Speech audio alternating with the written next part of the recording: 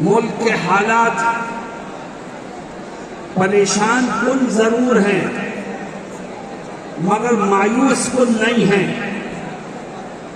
مسلمان جو خدا پر ایمان رکھتا ہے وہ حالات سے مایوس نہیں ہوا کرتا بلکہ حالات کے رخ کو موڑنے کی کوشش کرتا ہے۔ آج جمعیت علماء ہند نے، مولانا ارشد مدنی نے آپ کو آواز دی ہے۔ آپ نے اپنے گھروں کو چھوڑا، اپنے کاروبار کو چھوڑا، اپنے آرام کو چھوڑا اور یہاں تک آنے کی زحمت گوارا فرمائی۔ یاد رکھیے، ہم صرف سننے کے لیے جمع نہیں ہوئے ہیں، ہم دیش کے حالات کو بدلنے کے لیے جمع ہوئے ہیں اور ہمیں یقین ہے کہ جب ہم اپنے بڑوں کی قیادت میں جمع ہوتے ہیں تو تاریخ اس بات کی گواہ ہے کہ ظالم میدان چھوڑ کے بھاگنے پر مجبور ہوتا ہے۔ دوستوں اور ساتھیوں، آج کچھ فرقہ پرست طاقتیں ایسی ہیں جو مدارس کو نشانہ بنانا چاہتے ہیں۔ کبھی مدارس کو نوٹس جاتے ہیں، کبھی حساب و کتاب کے بہانے سے داخل ہونا چاہتے ہیں۔ میں کہتا ہوں ان مدارس کو مت چھیڑو، انہیں چلنے دو۔ یہی وہ مدارس ہیں کہ جن کی جدوجہد سے یہ ملک آزاد ہوا ہے۔ اگر دارالعلوم دیوبند نہ ہوتا، اگر وہاں کے اکابر نہ ہوتے اور مدارس کے جوان، بوڑھے اور وابستہ لوگ ملک کی آزادی کے لیے قربانیاں نہ دیتے تو آج بھی یہ ملک غلامی کی زنجیروں میں جکڑا ہوا ہوتا۔ مدارس کے لوگوں نے آزادی وطن کے لیے پھانسی کے پھندوں کو چوما، آزادی وطن کے لیے قید و بند کی صعوبتیں برداشت کی۔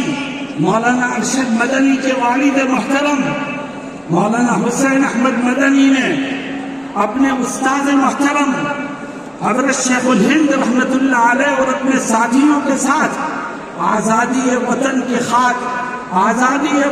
خاطر مالٹا کی قید میں رہ کر انگریزوں کی صعوبتیں برداشت کی، اور جب مالٹا سے آزاد ہو کر کے ہندوستان آئے تو گھر میں نہیں بیٹھے، پھر میدان عمل میں نکلے۔ کبھی نینی جیل میں بند کیا گیا، کبھی سابرمتی جیل میں بند کیا گیا، کبھی سہارنپور جیل میں بند کیا گیا، کبھی مراد آباد جیل میں بند کیا گیا، لیکن ہر طرح کی قربانی دی مگر دیش کی آزادی کے لیے کسی سے کوئی سودا نہیں کیا۔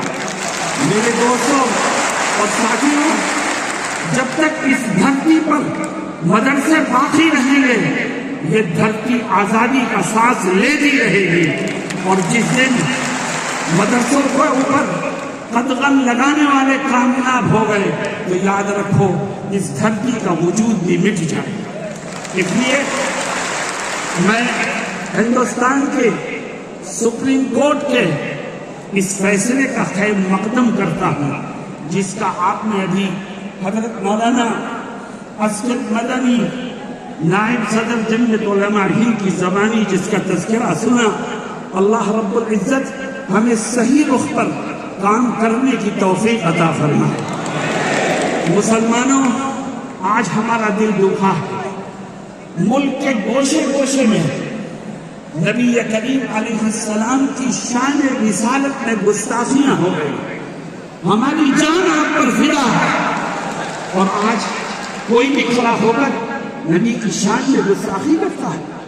لیکن مسلمانوں، ہمارا دل دکھا ہے مگر ہمارے اوپر لازم ہے کہ ہم قانون کو ہاتھ میں لے کر کے کوئی کسی طرح کا رد عمل ظاہر نہ کریں۔ دشمن یہ چاہتا ہے کہ ہم روڈ جام کریں، دشمن یہ چاہتا ہے کہ ہم توڑ پھوڑ کریں، دشمن یہ چاہتا ہے کہ ہم قانون کو توڑیں، تاکہ مسلمانوں کو جیلوں میں ٹھوسا جائے اور جو گستاخی کا مجرم ہے اس کو پتلی گلی سے نکلنے کا موقع مل جائے۔ آؤ جمعیت علماء آپ کو آواز دیتی ہے، اور کیا کہتی ہے جمعیت؟ میں اس جلسے کی تیاری میں ایک ضلع میں گیا تھا تو مجھ سے ایک ساتھی نے عجیب بات کہی، کہنے لگے کہ ہمارے ہاں ایک شخص نے نبی کی شان میں گستاخی کی تو ہمارے پاس انٹیلیجنس کے لوگوں کا فون آتا ہے اور وہ پوچھتے ہیں کہ آپ کیا کر رہے ہیں۔ تو ہمارے ساتھی نے، جمعیت کے کارکن نے جو جواب دیا وہ مجھے بہت پسند آیا۔ اس نے کہا کہ ہم کچھ نہیں کر رہے ہیں، ہم تو ایڈمنسٹریشن کو دیکھ رہے ہیں، اب تو کرنے کا کام اس کا ہے، ہمارا کرنے کا کام نہیں ہے۔ ہم دیکھیں گے آپ مجرم کو پکڑتے ہیں کہ نہیں پکڑتے، ہم دیکھیں گے کہ آپ اس کے اوپر سخت قسم کی دھارا لگاتے ہیں کہ نہیں لگاتے، ہم دیکھیں گے کہ آپ اس کے خلاف صحیح طور پر کارروائی کر رہے ہیں کہ نہیں کر رہے ہیں، اور اگر نہیں کریں گے آپ تو ہم قانونی طور پر ایسے تمام مجرموں کو فیصلے کردار تک پہنچانے کی بھرپور کوشش کریں گے اور کرتے رہیں گے۔ لیکن قانون کے دائرے میں رہ کر کے ہم کریں گے تو ہماری بات میں قوت پیدا ہوگی، ہم اپنے مقصد کو پانے میں کامیاب ہوں گے، اور انشاءاللہ دشمنوں کے دلوں میں ہمارا رعب بیٹھے گا۔ میرے دوستوں اور ساتھیوں، نبی کریم صلی اللہ علیہ وسلم کی تعریف خود اللہ رب العزت نے فرمائی ہے، اور آپ کی شان اللہ کے بعد سب سے بڑی شان ہے۔ اللہ ہمیں آپ کی عزت اور دنیا والوں کو آپ کا احترام کرنا سکھائے۔